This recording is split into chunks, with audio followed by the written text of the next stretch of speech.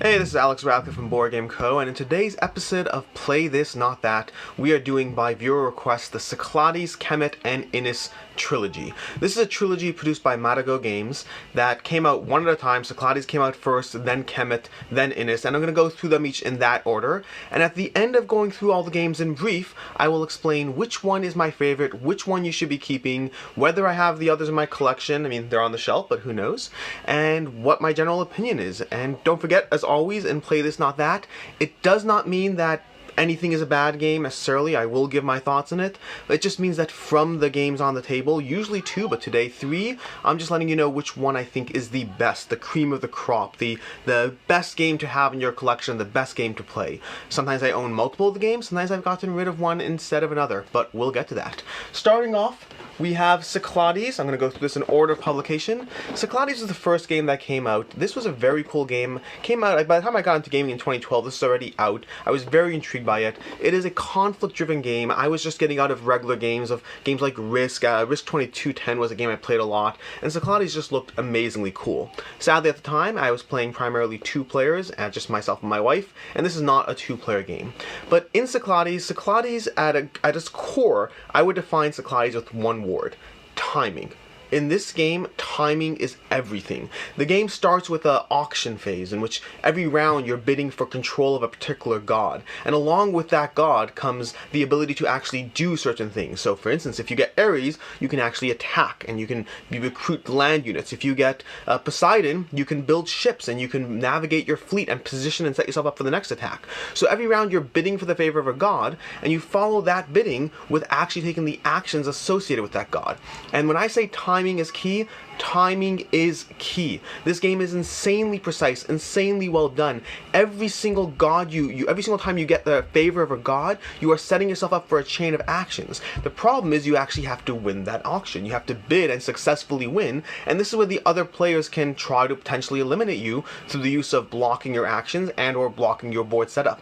This game is all about setting yourself up for the perfect turn. It's setting up turn after turn after turn so that you can come in with a sweep, clearing the board, of doing what you need, building your monument, building your buildings, taking over another player's area. It is all about setting up that perfect turn, winning that auction when you need to, having the money to afford to be able to win the auction when you need to, bluffing your opponents so that they overspend, blocking you when it's not actually important. It's a huge part of this game. When you sit there and you drive the idea that you need Ares this turn, and other players will sit there and spend their money. In the meantime, you're actually setting up for a Zeus turn followed by an Ares turn, and now they just spend all their money blocking you this turn, when in reality next turn is the turn that matters. This game is all about, it's about bluffing, it's about giving over your intent. There's a word I'm missing here, but it's about showing other players your intent in a way that is incorrect so that they block you when it's wrong, and setting up the perfect turn, the perfect sequence of moves. It is an incredibly well done game. It's just incredible. Moving on from there, we have the next game that came out in the series, Kemet.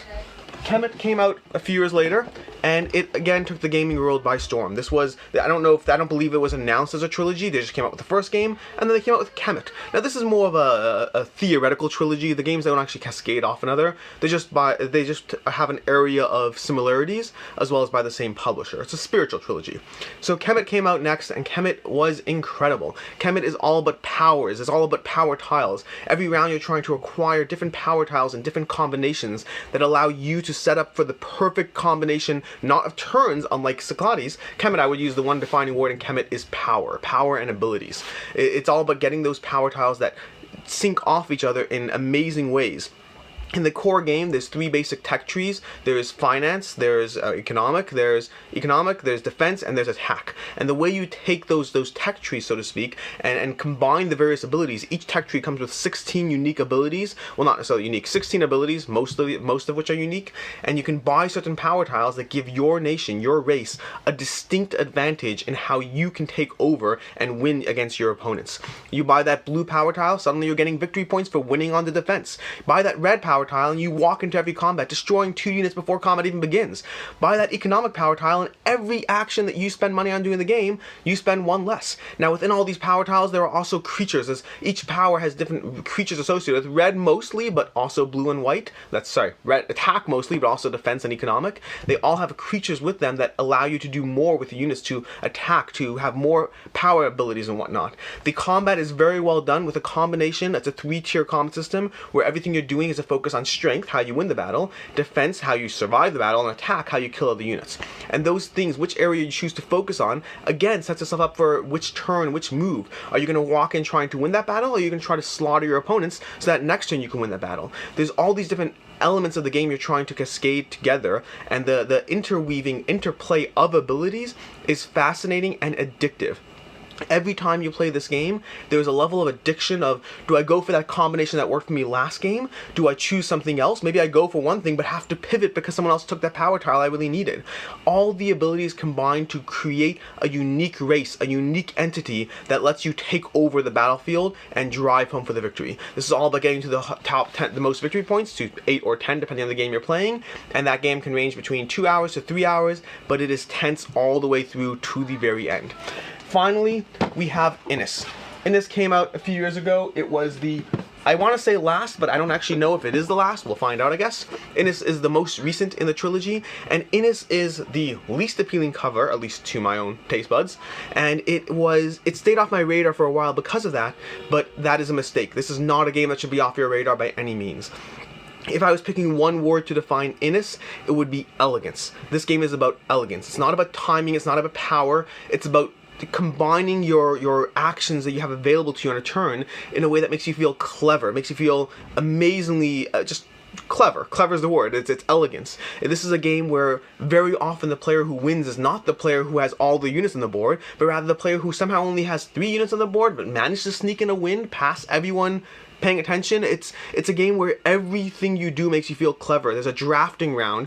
The way the primary focus, the primary mechanism of this game is that you have 17 cards that you are drafting round at a time, and you sit there and you pick a card and you draft another one. You end up with 4 action cards with 1 set aside. 4 action cards that define your actions you can take. It's not that the action cards augment your turn, it's the action cards are your turn. There are 17 cards that are in play every single round. Well, 16 cards that are in play every round, 1 gets taken out, and those cards define what players can do.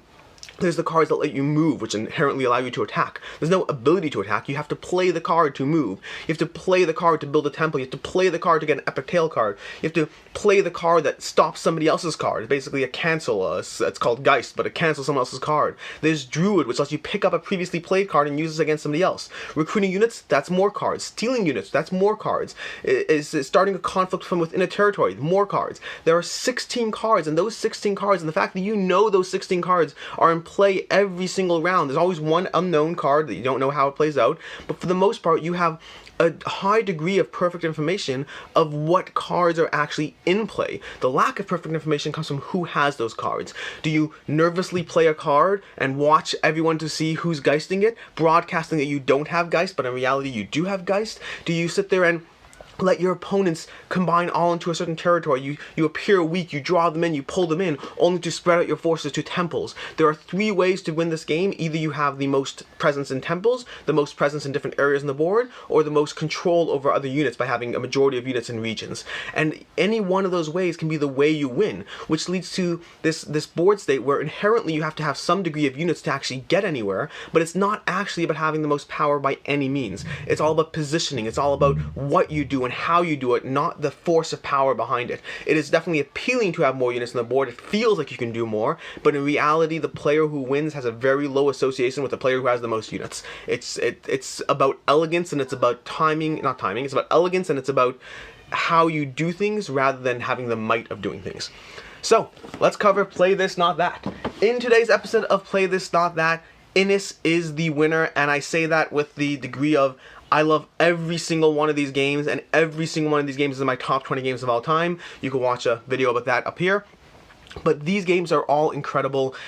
My ranking of them is Inis, followed by Cyclades, followed by Kemet. That is my personal ranking, and here's why. Here's why Inis managed to beat out 2 other incredible games. So to begin with Kemet, why is Kemet at the bottom of the tree? Kemet, despite being an incredible game, despite feeling so amazing every single time I play it, I have the main expansion, not the main expansion, I have the Tasset expansion, I don't have the Seth expansion, I tried that, I didn't like it, it's a 1 versus many mode.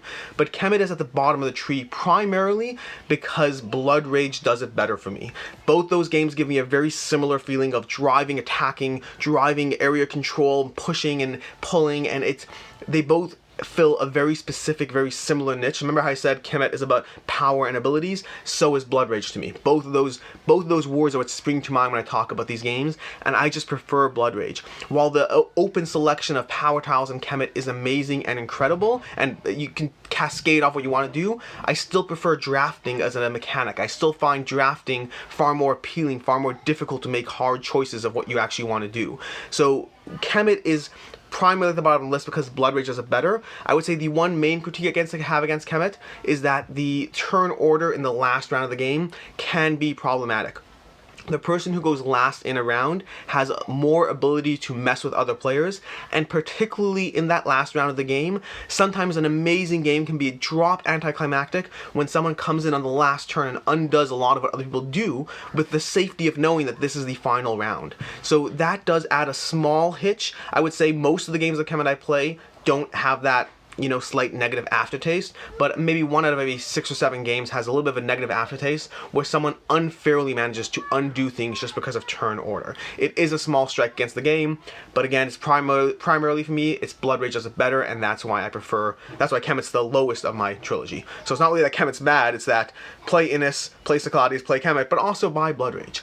Next on the list is Cyclades. Cyclades I absolutely adore. That timing aspect of the game, it's amazing. I know I said clever or is the main word for Inis, but the timing of Cyclades is absolutely...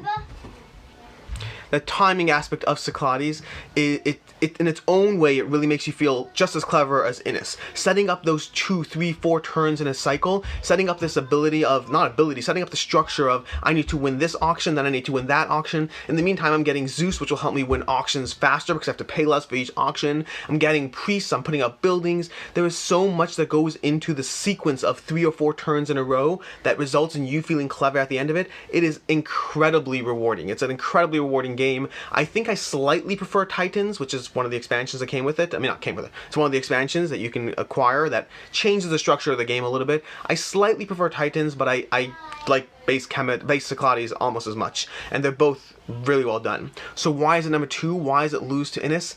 Because the winning structure, the way you win in Cyclades is you have to get 2 monuments before other players. I don't think it's actually called monuments. I think it's another term. I'm blanking on it. But you have to get 2 of these buildings that before other players do that. You can do it through building them. You can do it through sacrificing priests to get them, sacrificing philosophers to get them, or you can do it through conquest. And while that works out well, the problem is if you go to 3, if you say you have to get 3, the game takes way too long.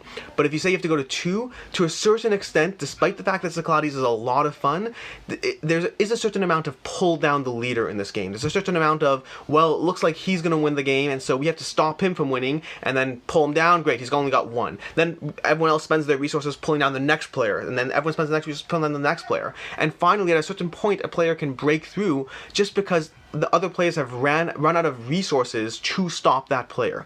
Now, you could avoid this. If you know the game well enough, then it instead changes. Remember how I said before it's about broadcasting your intent to full other players? To a certain extent, that's a big part of it. You want to broadcast your intent to deplete other people's resources, to force them into decisions that they have to do just to stop someone from winning. And you want to hold back your win until you know you can scrape it in. So it ends up becoming a big part of the strategy. The more you know the game, the more you know the systems.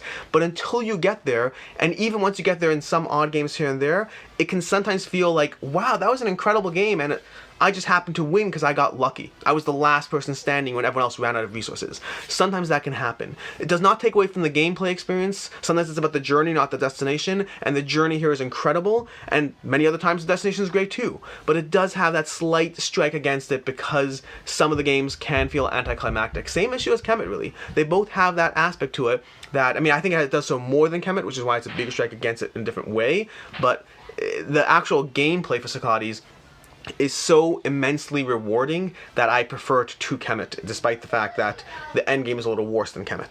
In any case, finally, last but not least, we have Inis. Inis, like I said, is the winner of today's Play This Not That.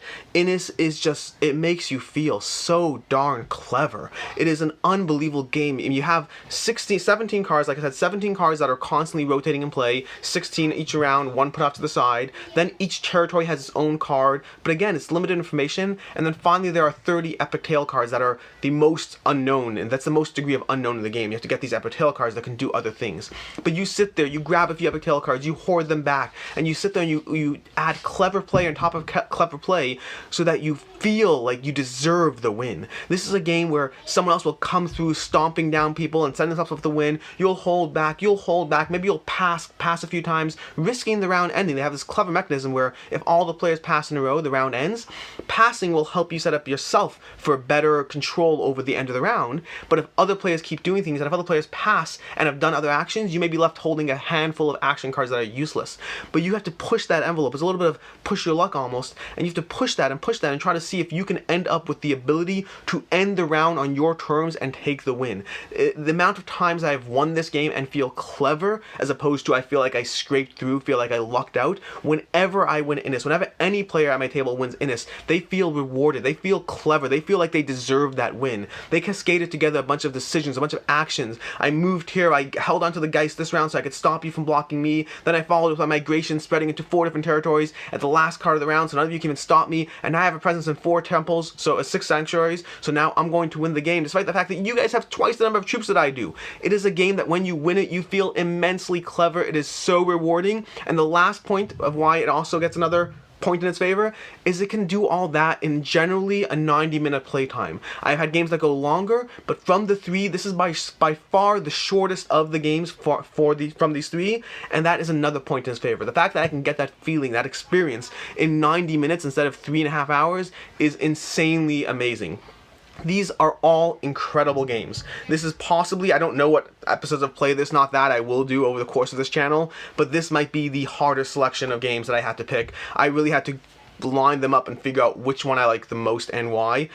And to say these 2 are losers is an extreme statement. These are not losers. These are incredible, incredible games that I happen to prefer Inis. I hope you enjoyed today's episode of Play This Not That. This video is brought to you by Board Game Co. If you like this video, go ahead, subscribe. If you like more content like this, subscribe, ring the bell for notifications, like this video, drop a comment. Have you played these games? Are you looking forward to any of these games? What are your thoughts? What are your opinion? And what episodes of Play This Not That would you like to see next? As long as I've played the games, I'm happy to do it. I have an episode with Terraforming Mars and Underwater Cities coming up shortly, and I have a whole backlog of things I've written down that I want to do together. But if you have any requests, by all means let me know. You can see half my collection on these shelves, but even if I don't have it yet, I may be getting it. I generally like a lot of games. That's basically it. I hope you enjoyed the video. Go ahead and subscribe, and until next time, I'm Alex Radcliffe.